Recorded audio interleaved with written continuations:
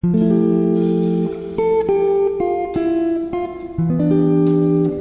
bisagra, teoría y praxis, con Pablo Rosal.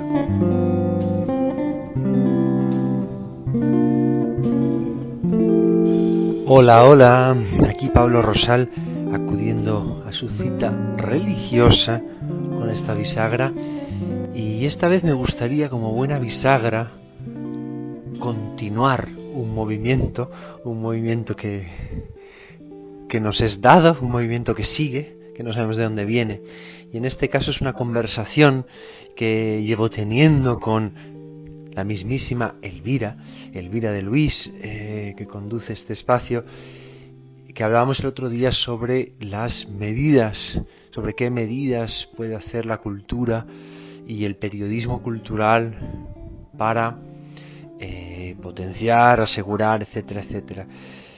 Y como evidentemente quedaron muchos fracasos allí, en esa conversación, quedaron muchos fracasos pendientes, muchas insatisfacciones de respuestas, pues sigo, como una reverberación de aquella conversación, yo sigo, converso con aquella Elvira que tengo en la cabeza, y sigo así. Ella me preguntaba qué medidas se pueden hacer desde el sector para potenciar la cultura, y yo contestaba algo así como, antes que nada, sobre todo, dejar de hacer esta pregunta.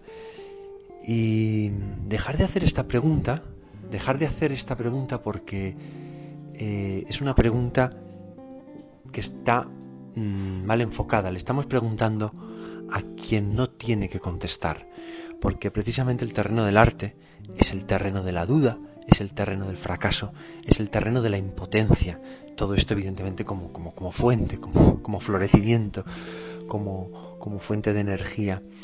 Y entonces hay algo raro, curioso, perverso, en preguntar a quien no sabe y nunca sabrá responder. Porque lo que tiene que hacer el arte precisamente es dudar, es mostrar esta enorme y entusiasta impotencia, esta indecisión clarividente. Ese es su trabajo. Lo que resulta curioso es que no pongamos el foco a preguntarle a un panadero, a un economista, a una abogada, a una política, a un gestor cultural, ¿por qué no hace su trabajo plenamente? ¿Por qué no es un buen gestor cultural?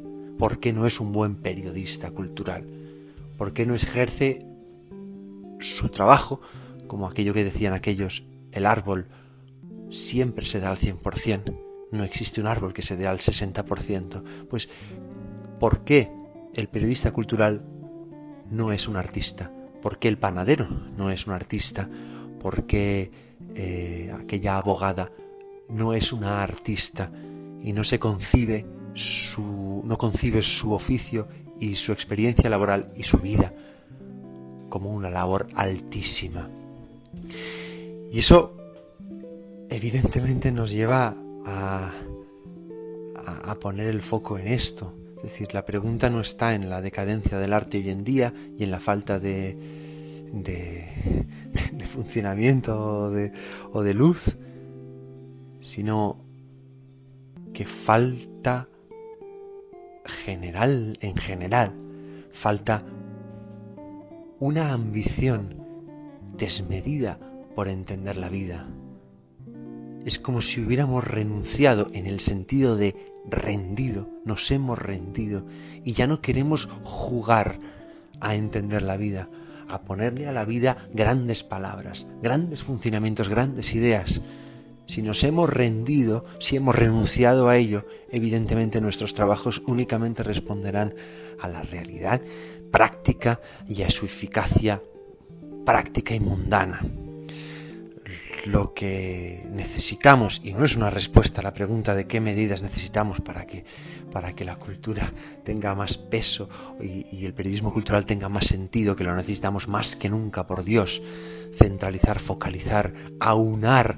No nos olvidemos de que todos los esfuerzos de esos que se hacen llamar o quieren llamarse artistas, no dejan de ser esfuerzos por comunicar cosas bellas al resto de la comunidad, para olvidar, para despejar, para reelaborar y refundar nuevos encuentros y nuevos lazos entre la comunidad.